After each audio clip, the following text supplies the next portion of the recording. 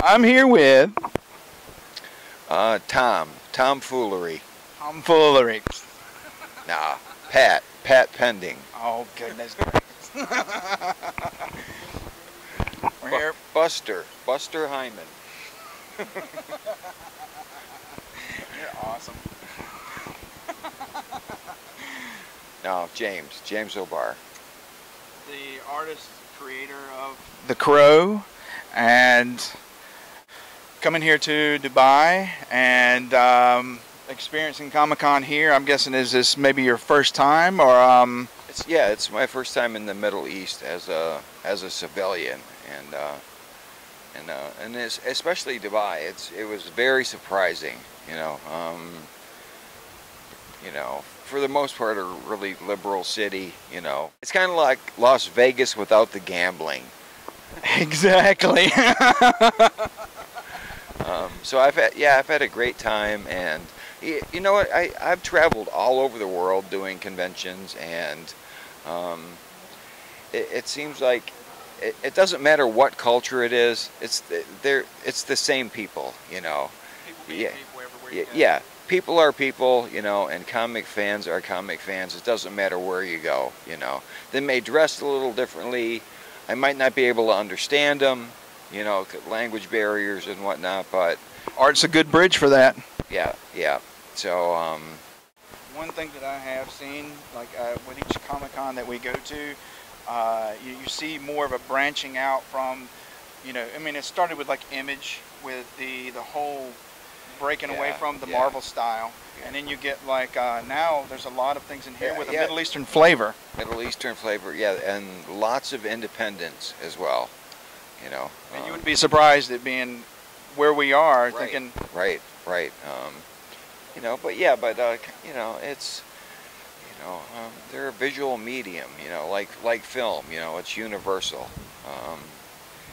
The images tell the story. You don't even necessarily, if it's a good comic, you don't even really need words in it, You should be able to tell what's happening just from the images. So, but I do notice here that there's a lot of anime influence on their artwork. But it is a little, it looks like they've taken it and made it their own a little bit. Yeah, definitely. I see lots of Middle Eastern influences on it, especially, the wardrobe and the garb and the shapes of the swords. The scimitars. Yeah.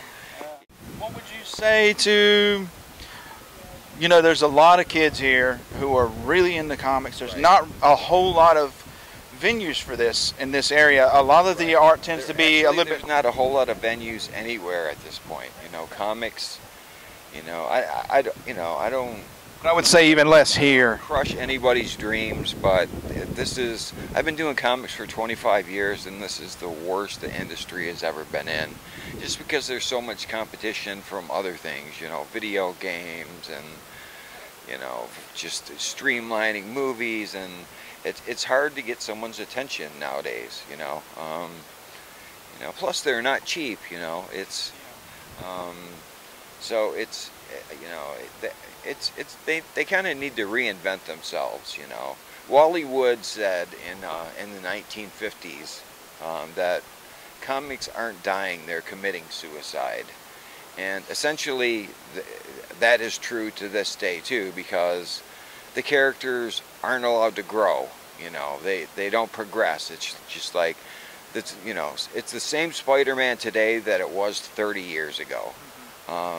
So they're not allowed to age, there's no big life changes, things like that, other than, certain key issues. I've actually heard Alan Moore speak on comic books and why he doesn't do superhero things anymore. He said if you think about a comic book character, it's actually upholding a corrupt system. He doesn't go after the big guys. He always goes for small crimp. It doesn't go after Wall Street. It doesn't go after it doesn't go after the people that are thieving from the poor. It goes to the lowest common denominator. The drug addict, or the street criminal, and it seems like, and I blame this on Frank Miller. that it seems like since no, I don't want to get you in trouble. no, I know Frank. Okay. I know Frank. And thank God that Spirit movie knocked him off his I am a genius high horse. But it seems like after The Dark Knight came out, the graphic novel, every character kind of turned into Dirty Harry. You know, it's like there are no more. You know, comics have lost their innocence. You know, I remember being 12 and 13 reading comics, and they were perfectly entertaining. You know, but there just wasn't all this extreme violence and bloodshed. You know, and granted, I'm probably more guilty of that than anybody, but mine aren't for kids. You know. Yeah. Whereas, you know, it's just like the Punisher, and, you know, it just, the characters get meaner and meaner and meaner, and they've just kind of lost all their innocence.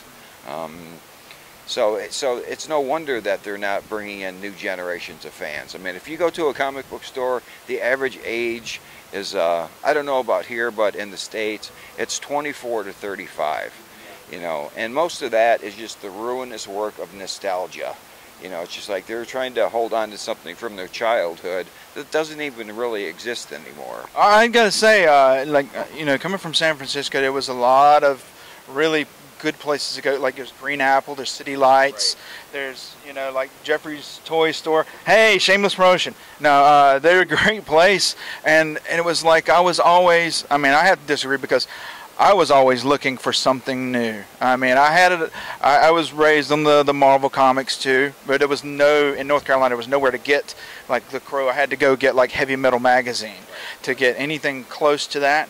But I'm always looking for something new, and I think that it's a great venue for expressing ideas. Well, it's, you know, I was talking to Robert Rodriguez a few years ago, and he was saying that these new digital cameras are going to bring about a revolution in films, you know, because it cuts the cost down to almost nothing. You know, you don't have to develop film anymore. You know, you can just run the camera all day, delete what you don't want. Well, I'm still waiting for that revolution, you know, and the newest one was like print-on-demand books. You know, that's going to be the next, because, you know, anybody can print their own book and get it distributed. If it's decent, you know, if it's well done, but that really hasn't seemed to happen either. I mean, there's small little, you know, niches of things, you know, like gay comics and things like that, but they just kind of haven't broken over into the mainstream. So I'm still waiting for, like, you know, comics need to fall down so they can stand up again. Kind of like everything, every medium, you know. Yeah, you know. Yeah. Well, yeah, like in the 70s, it's like you know, all the Yes and Asia and all those big venue bands, you know, they needed to crash and burn so punk could happen and reinvent rock and roll. And I think that's what needs to happen with comics now, is that you know, we need to bring in fresh talent and allow them to do what they do best.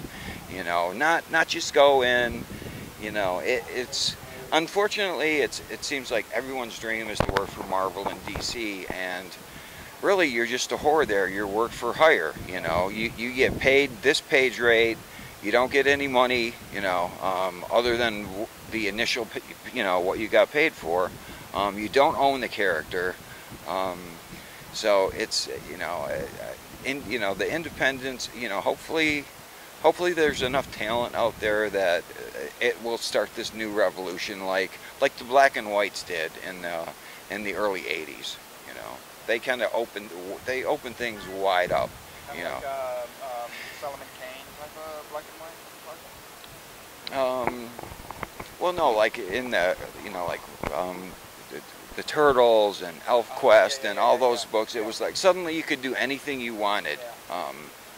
And it kind of just broke the industry wide open.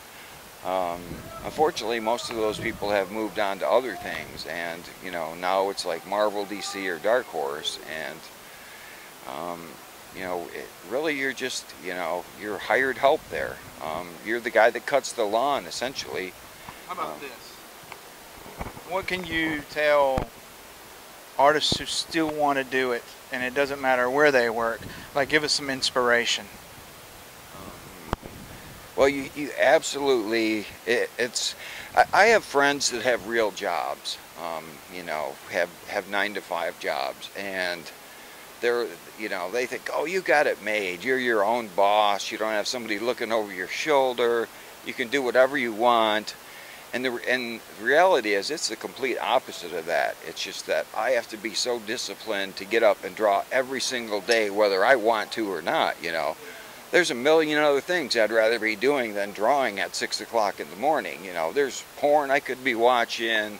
You know, there's a million, but you got to have the discipline and the passion to follow it, you know, and to just keep at it, and to believe in yourself, you know, that eventually, you know, if you keep working at it, there's no such thing as getting worse, you know. It's a craft. You learn it an inch at a time.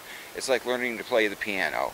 No one wakes up expecting to know how to play the piano one day, but for some reason kids think they can wake up and just do a comic one day, and it's like, no, it's a craft like everything. You have to learn it an inch at a time. You have to learn storytelling, you have to learn anatomy, and then you have to learn all the boring stuff like buildings and fire hydrants, the things nobody even notices in comics, you know. But if they're not there. If they're not there, it's just vacant, you know. If they're not there, it's Jay Lee.